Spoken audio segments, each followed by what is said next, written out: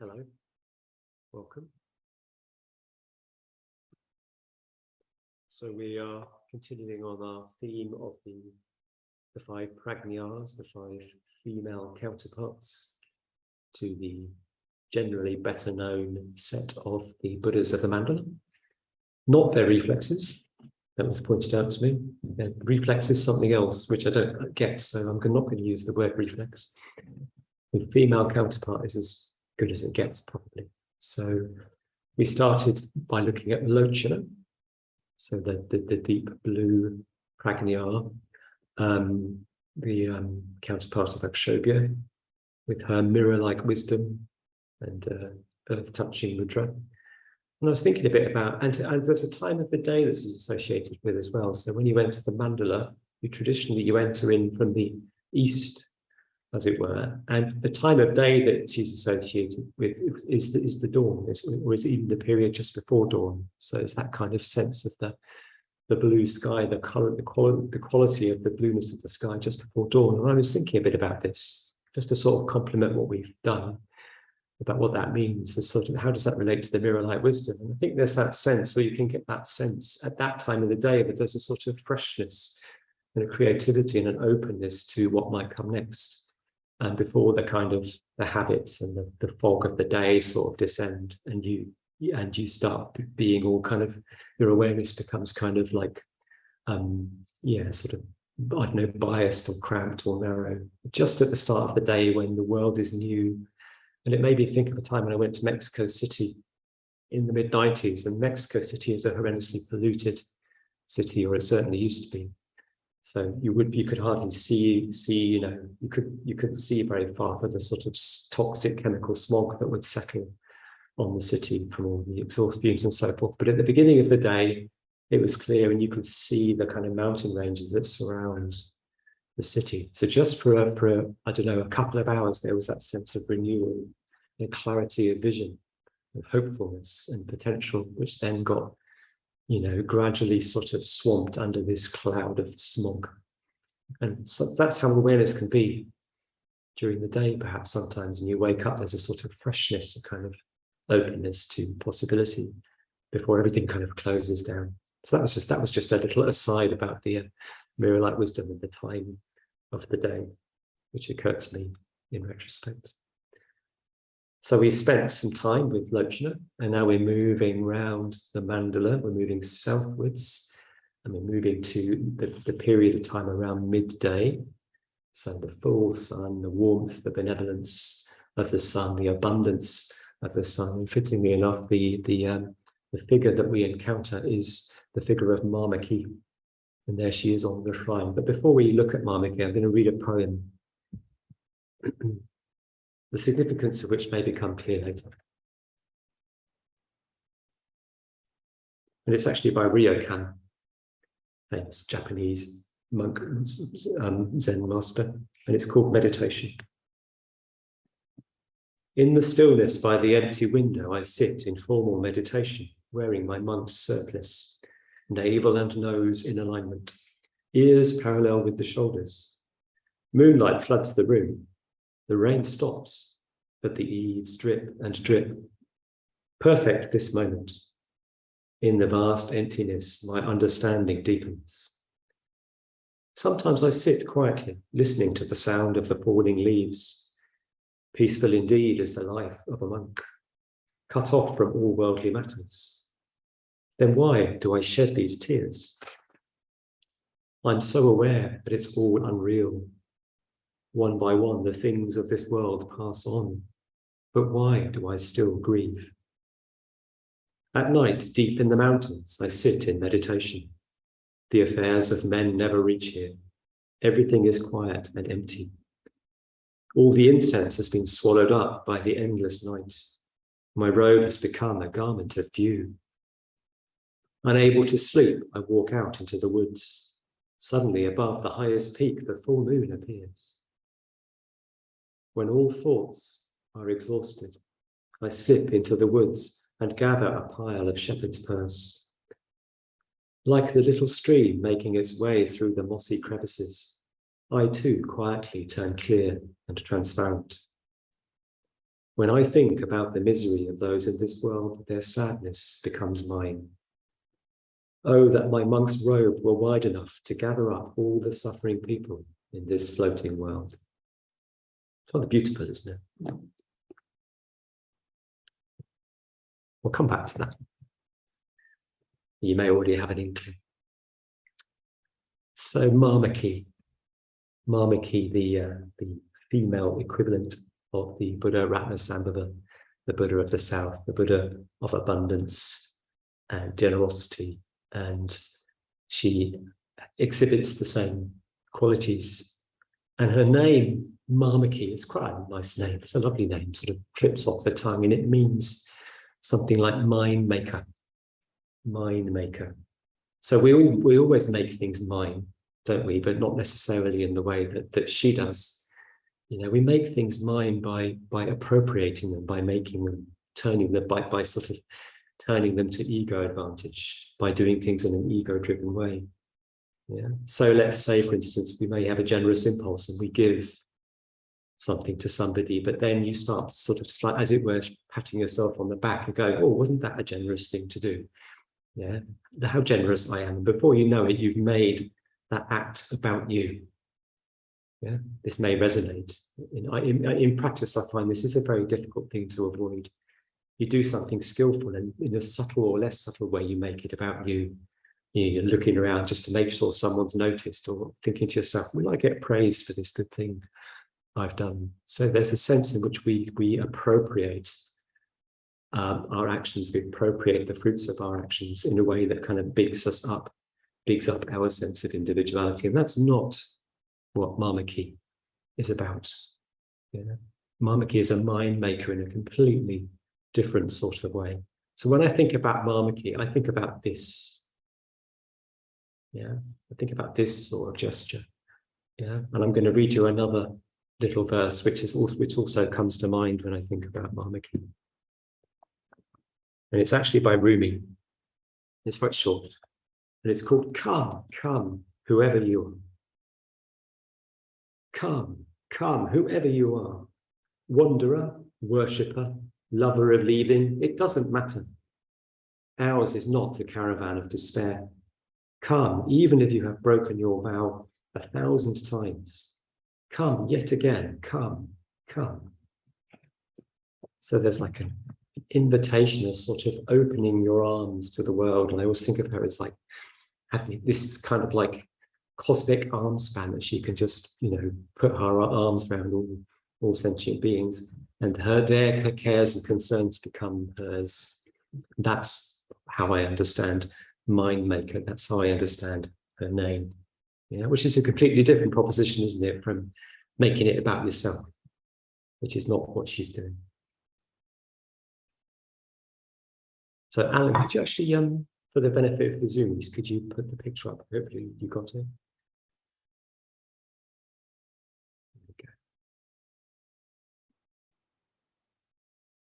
Okay, so what do you notice? She looks really happy. Doesn't she? Why do you think she's happy? I don't know, she's a Buddha. It's probably good enough, isn't it?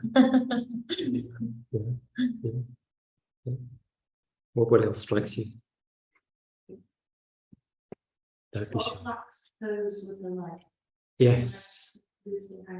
That's right, that's right. So what does that signify? The leg hanging, it has a particular sort of significance. But stepping down into the world. Yeah. So she's one of those figures who's stepping down into the world. Yeah. Sometimes you get a lot of Buddha figures are depicted in full lotus, aren't they? In the Vajra posture, you know, on their lotus, completely sort of pure and enlightened and everything. That's all very lovely. But some of the figures have this kind of more dynamic engagement. Yeah, so she's stepping down into the world, rather like Green Tara does. Well, in fact, exactly like Green Tara does, stepping down to help beings, to gather them to herself in that wonderful image. Yeah, okay, good. So she's stepping down. What else? Wearing a warm colour. She's wearing a warm colour, that's right. I think it's amber. It's described as being the colour of amber. So it's just a warm, glowing color which befits that time of the day. So she's the Buddha of the noonday sun. Her color is sometimes described, I think, as the sun on a field of ripe corn. Yeah, so a nice soft sort of golden glow. Yeah, a kind of rich golden tone to her. Yeah, to her skin and her silks, her adornments. What else? It may not be that easy to make out from here, but I can see a jewel. yes. Okay. So what about the gesture? That's called the Varada Mudra, this gesture. What does that convey to you? Open-handed generosity. Yes. It's the expression of open-handed generosity, of giving. That's right. Yeah, it's the same mudra as is exemplified by yes, and Ratnasambhava, yes. So that's right. It's this open-handed mudra, this mudra of giving, of generosity, of abundance, of bounty. So it's quite a powerful thing. So if you think about open-handed generosity, and again, I mean, I reflect myself. How often is my generosity truly open-handed? How often can I say that there is nothing held in reserve, that there is no shred of me and my ego concerns in the giving? And I'm forced to admit that it's not very often. So something to reflect on. I mean, any giving is better than not giving. But there is, yeah, in a sense, we're so wired, we can't really help but be involved personally in the giving, which tends to mean that there's always something kind of, there's something that is not unstinting about it. Yeah. But as you rightly pointed out, Atrapriya, there is a jewel. She's holding a jewel in her hand. Does anyone know what that's about? Like the gift of generosity. In a way, yeah. Is it a diamond? It's not exactly a diamond, no. So like clarity. Well, it certainly has that quality, yeah. Okay, but sorry? It's the wish fulfilling jewel, that's right. Yes, which otherwise known as the Chintamani. Yeah, and we have an ornament called Chintamani. And a retreat centre called Chintamani. That's right. So the Chintamani is the wish fulfilling jewel. So the Sanskrit describes that as the jewel which gives you, well, it fulfills all of your wishes. Yeah. I think that needs to be qualified a little bit, because you might wish for a new sports car or a better job, and I would question whether that would then be the sort of intervention you'd get from Mamaki. Yeah. So what are we really looking at here with this jewel? What is this wish fulfilling jewel actually about? What is it? What is the actual gift? What is the gift that's being given, that's being offered? Is it true? Sorry? Is it truth? It's truth, yeah, you could say that. Yeah. It's certainly related to truth. Bodhicitta? It's bodhicitta, yes. So bodhicitta is otherwise sometimes translated as the will to enlightenment. Yeah. So what Mamaki is actually offering is this sort of, as it were, this direct kind of, she's offering the gift of the truth, the gift of enlightenment, the gift of the awakening mind. Yeah, which is ultimately the only thing that could really fulfill us. So it's the ultimate gift, if you like. So, and Ferraris and new houses and holidays would rather pale in comparison to the gift of awakening, the gift of the awakening mind. So she is giving the most precious thing that anybody could possibly give. And the question, are we then ready to accept that gift? Of course, is a whole different question. Yeah, but that is what's on offer. Yeah, this radiant, this gleaming, this sort of rainbow, huge jewel, sometimes shown as. Yeah. Yep. And she has another emblem as well, or another. I could think of a word, not piece of equipment. That's a bit kind of a bit clinical, isn't it? She has another adornment, if you like, another symbol, which we've seen before. Okay. Vajra bell. It's the Vajra bell, yes, which is associated with The Vajra and the empty vessel of Yeah, receptivity. that's pretty good. Yeah, it's, all of those things are true. Yes, it's definitely associated with receptivity. It's associated with openness, with emptiness. It's associated with wisdom. So it's a kind of wisdom emblem. So all of the prajnas have a Vajra bell. So they're all, this Vajra bell is peeling, as it were, silently through the boundless space of the awakening mind for us to listen to, if we're attuned to it. And it's balanced on a lotus, which she is holding the stem of in her left hand. I don't know how that works. Don't quite know why it's balanced on a lotus when some of them just hold them. But any thoughts as to why it might be balanced on a lotus? Lotus is a symbol of compassion. Right. Could be. Yeah. Any sort of union, and this is just off the top of my head. Union of wisdom and compassion. Yeah. It's also, maybe it's also because the lotus is the symbol of like the transcendental sort of purity. Maybe it's just underscoring the fact that it's not just any old wisdom, but it's the ultimate kind of transcendental wisdom. Maybe, I don't know. We don't necessarily need to know, I guess, all of these things. Yeah. And so she's, as they all are, she's adorned with beautiful silks and has these auras surrounding her body. Yeah.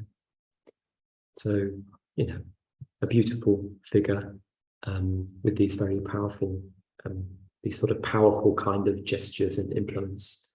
So abundance, offering us the most precious thing that anyone could ever possibly offer us. So offering us the awakening mind, or the bodhicitta, the mind that seeks enlightenment for the sake of all sentient beings. So quite a powerful figure. And like all of them, she wears a 5-pointed crown with the colours of all of the prajnas, just to sort of point out that, there is unity in diversity, as it were. They all actually share each other's qualities. And just in front of her top knot at the very peak is... It's Ratnasambhava. So he's sitting, just in front of her top knot, as he does in full Vajra posture. So, yeah, again, kind of symbolizing this sort of union of male and female aspects at this kind of exalted level. Yeah, it's not like he has to be there to keep an eye on her or anything. Yeah.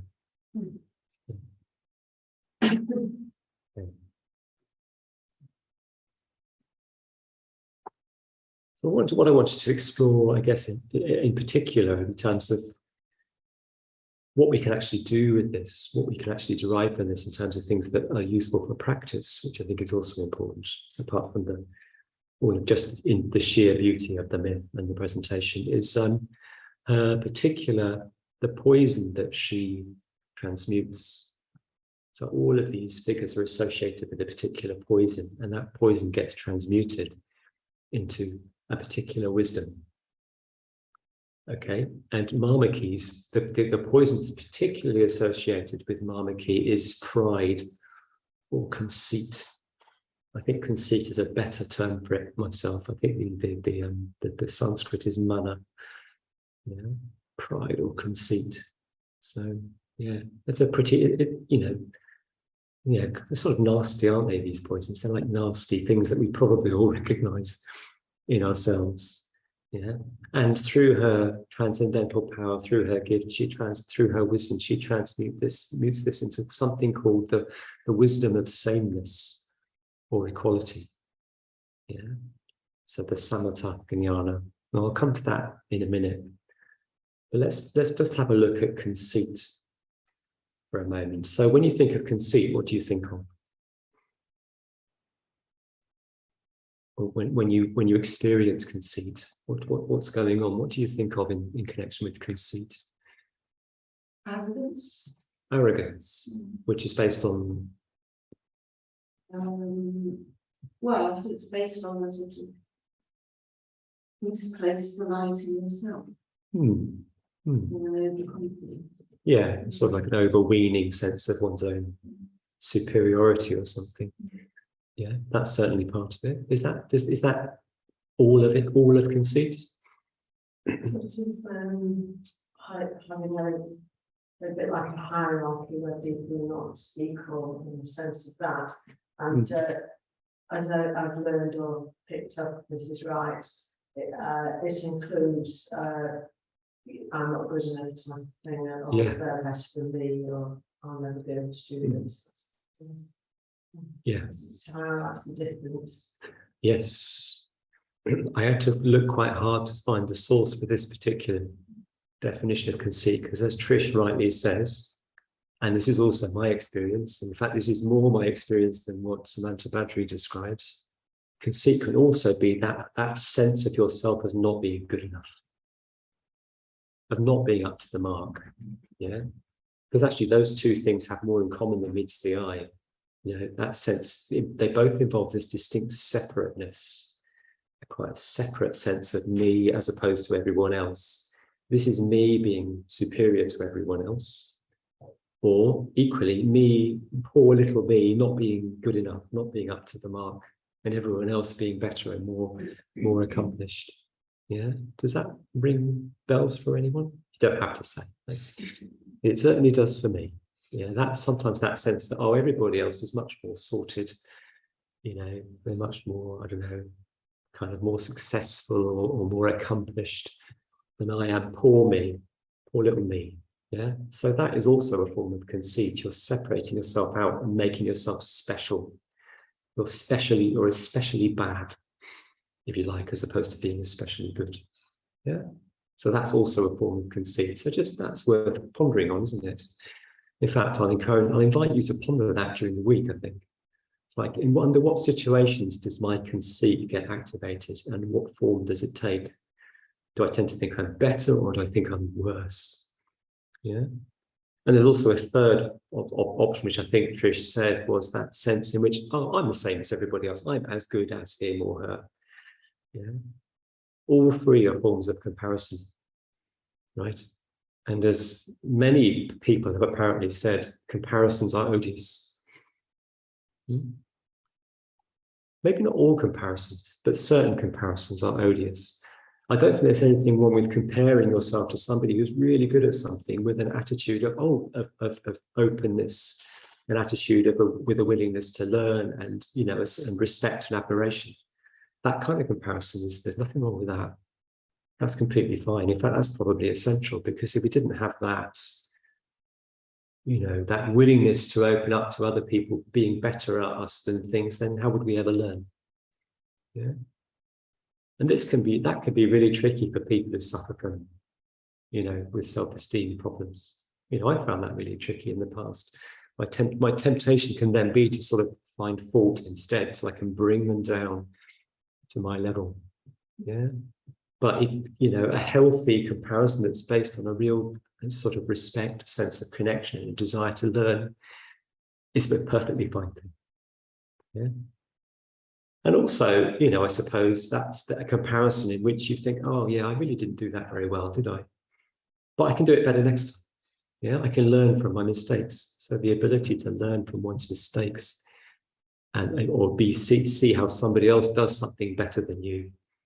Yeah, well, that's the same example again, actually, isn't it? But you get this, you get my drift. So there are ways of comparing ourselves which are wholesome and helpful and will lead to progress. Yeah, but this isn't what is meant with conceit.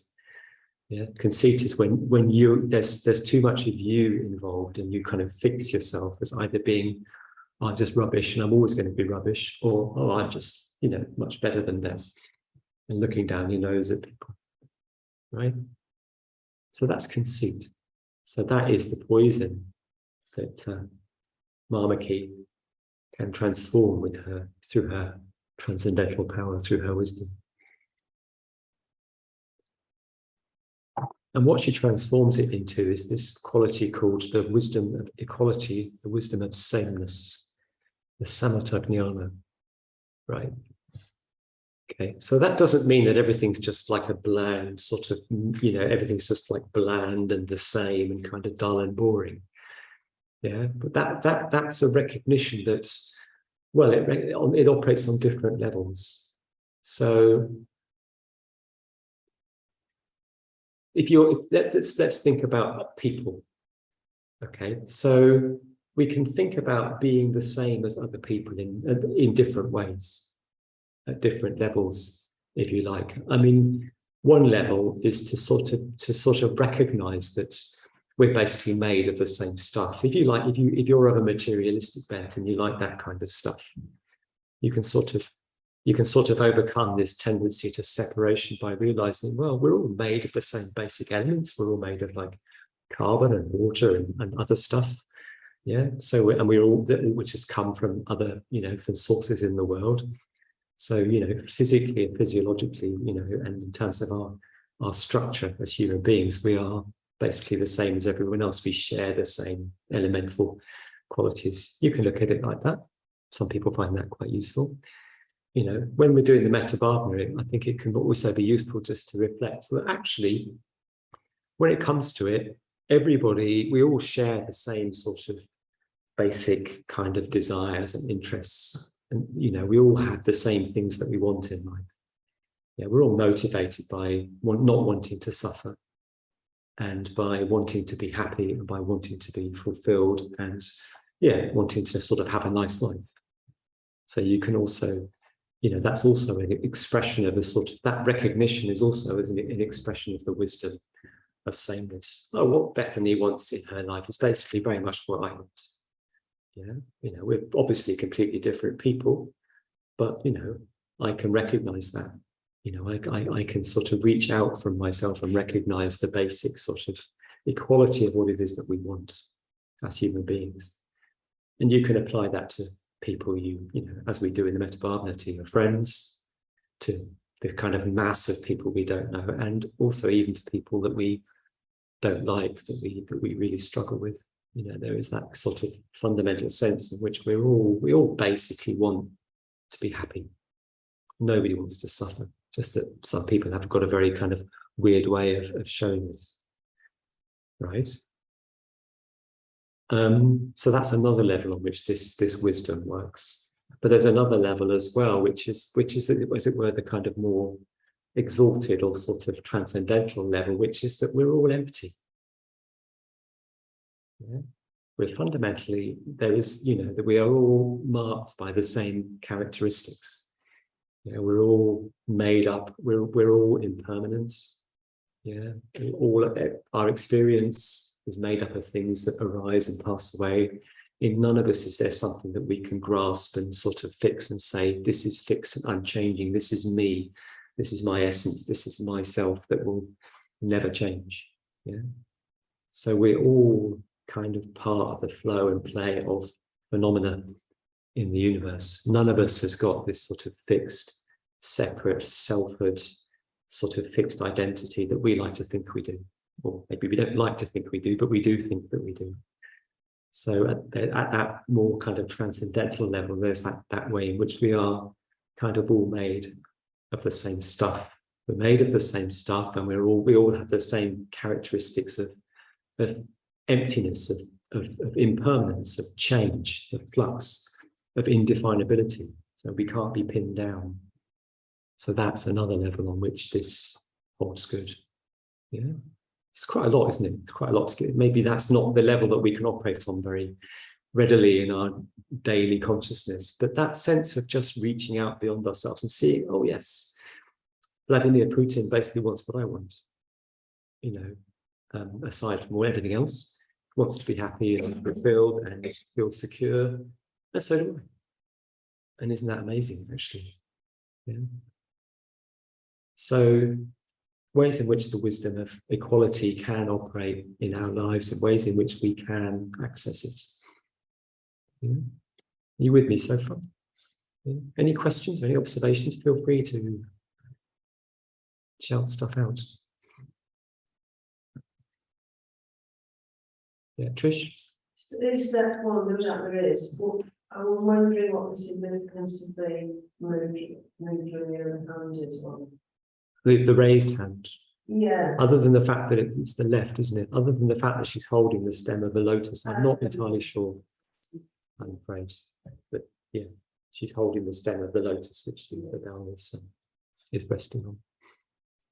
Is the blue, is that the bell, the blue path? That's the lotus. It's a blue lotus. Yeah, with the bell resting on it. With the bell resting on it, you mean? Yes. So it's probably not, it's not a very distinct representation, but it's it is a lotus, yeah. Okay. Did you sit in the lotus as well? She is also sitting on the lotus, with all of its implications of purity and you know the transcendental and being enlightened, basically. Spiritual growth, isn't it? And spiritual growth. Spiritual growth, yes. That's right, yeah.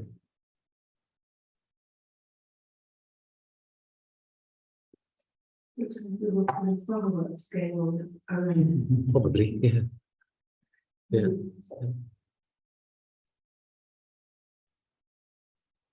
Yes.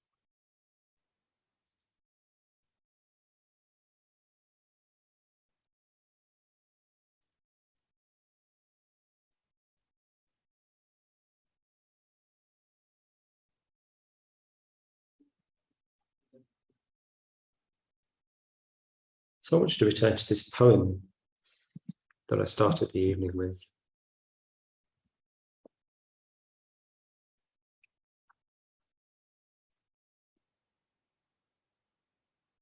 So you've got Ryokan sitting in his hut in the mountains, meditating, with his navel and nose in alignment.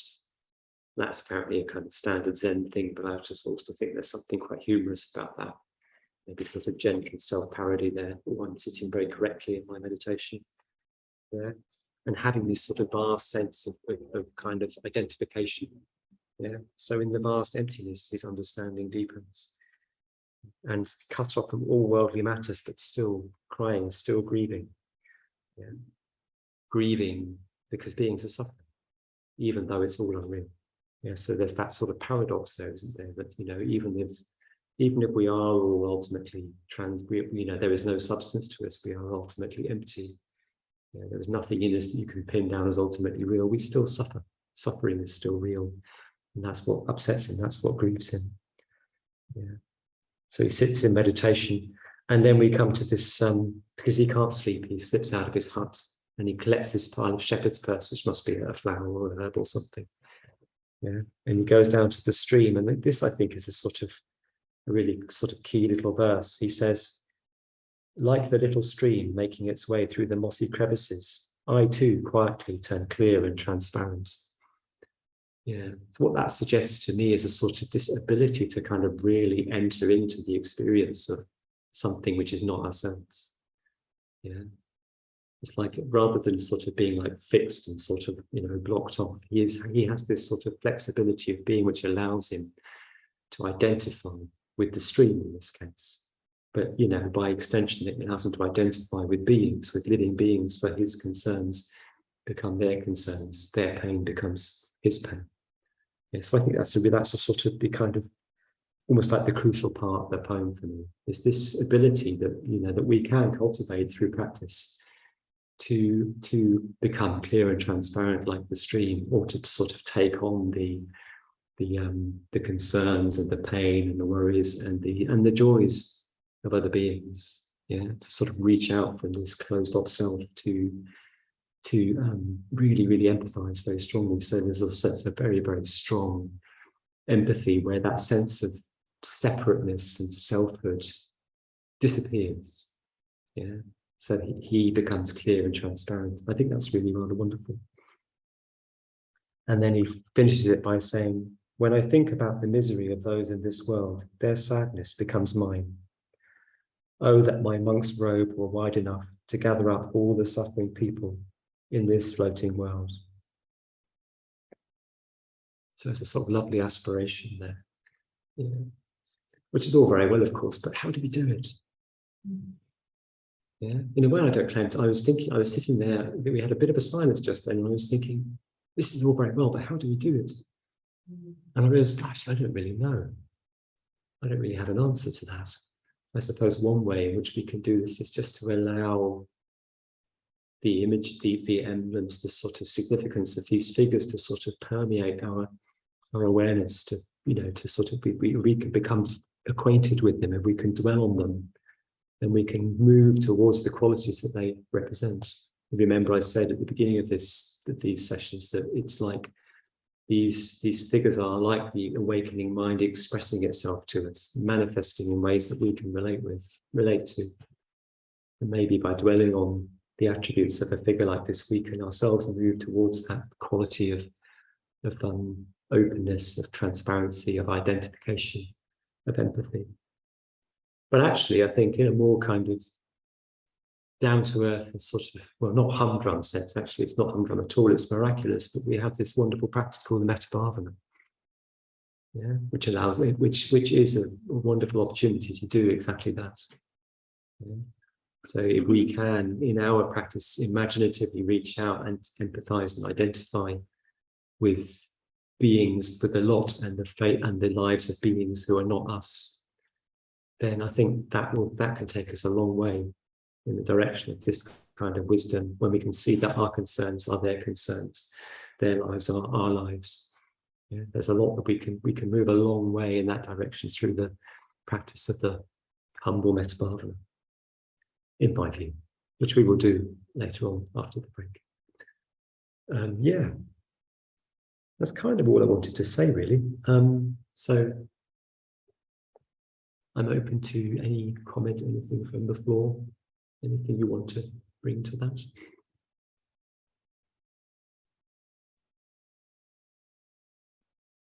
Is there a connection for you between the wish fulfilling jewel and the conceit and sort of sameness? Just wondering where that jewel comes in. Yes, I'm not entirely sure where that comes in, is my honest answer, Raj Devi. It wasn't something that I really